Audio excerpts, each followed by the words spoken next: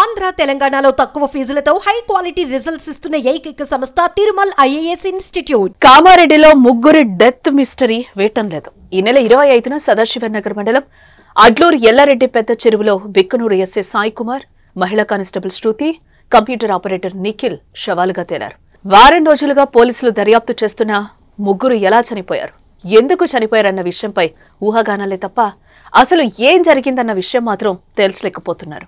అవి ఆత్మహత్యలా, ప్రమాదకరంగా జరిగాయా అన్న ప్రశ్నలకు చిక్కుముడి ఇంకా వీడటం లేదు. వారు చనిపోతున్న విషయాన్ని ప్రత్యక్షంగా చూసింది కూడా ఎవరు లేరు.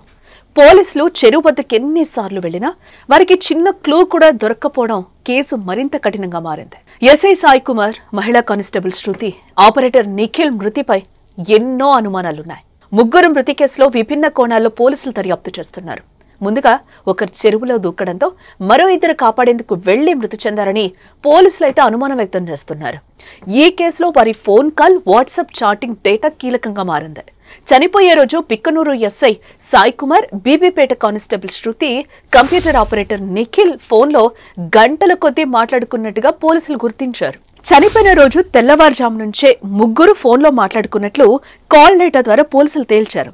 సాయి కుమార్ 2 ఫోన్లలో కలిపి 3 సిమ్లు వాడగా నిఖిల్ 2 ఫోన్లు వాడాడు. శృతి ఒక్క ఫోన్ వాడుతుండేది.